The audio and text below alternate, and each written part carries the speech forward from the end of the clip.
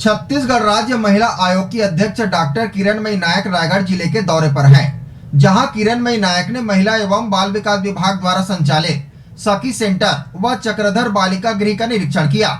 जिसके बाद circuit house में पत्रकारों से रूबरू होते हुए उन्होंने महिला आयोग के कार्यों का विस्तृत जानकारी दी। छत्तीसगढ़ राज्य महिला आयोग की अध्यक्ष डॉक्टर किरणमयी नायक रायगढ़ जिले के दौरे पर हैं। ऑफिशियल दौरे पर रायगढ़ पहुंची डॉक्टर किरणमयी नायक महिला एवं बाल विकास विभाग द्वारा संचालित सखी सेंटर व चक्रधर बालिका गृह का निरीक्षण किया। उसके बाद विभागीय बैठक ली। रायगढ़ सर्किट हाउस में पत्रकारों से रूबरू होते हुए उन्होंने महिला आयोग के कार्यों को विस्तृत रूप से बताया। उन्होंने कहा कि सबसे अच्छी बात यह है कि मैंने 30 तक महिलाओं के हक में न्यायालय में जो लड़ाई लड़ी है, उसका फायदा आज आयोग की अध्यक्ष बनने के बाद महिलाओं को ही मिलेगा। मेरा अनुभव कहता है कि कानून की जानकारी न होने की वजह से ही आयोग में हजारों मामले लंबित पड़े हुए हैं। उनको कानून की दृष्टि से कैसे निपटना है, ये मेरी पहली जवाबदारी होगी। उन्होंने कहा कि महिला आयोग के अध्यक्ष रहते हुए वह कई महत्वपूर्ण काम करने का इरादा रखती है। आयोग के अध्यक्ष के रूप में वह इस बात का प्रयास करेंगी कि महिलाओं से संबंधित अपराधों में महिलाएं खुलकर अपनी शिकायतें रख सके और आयोग द्वारा मामलों का त्वरित निराकरण किया जा सके। उन्होंने एशियन 24 से खास बातचीत की और अपने रायगढ़ दौरे के बाद की प्रतिक्रिया भी दी।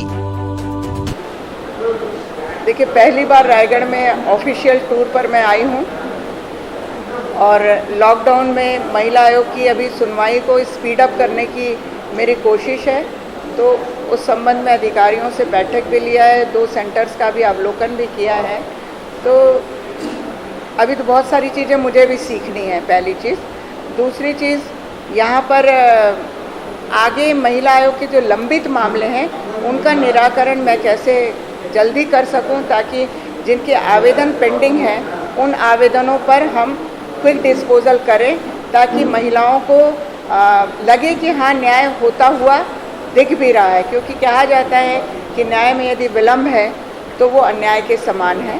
तो मेरी कोशिश है कि इस पूरे मामले को स्पीड अप किया जाए।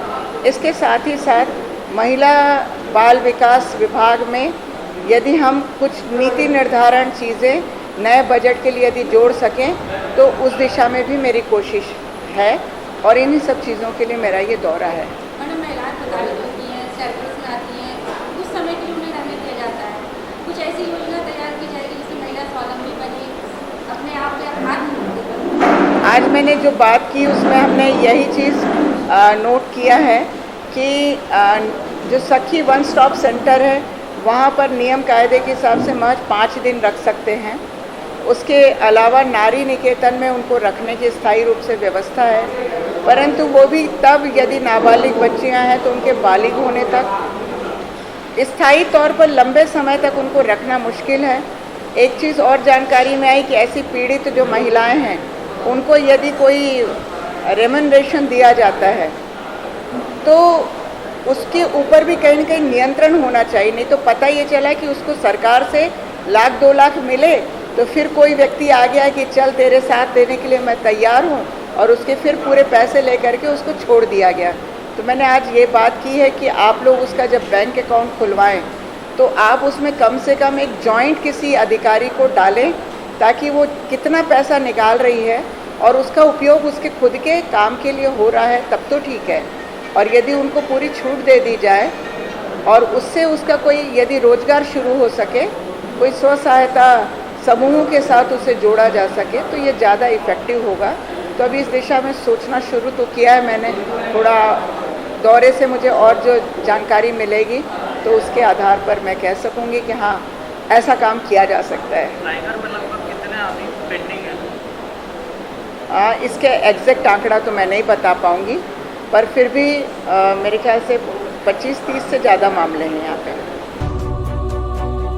रायगढ़ से सुरजीत कौर की रिपोर्ट, एशियन 24।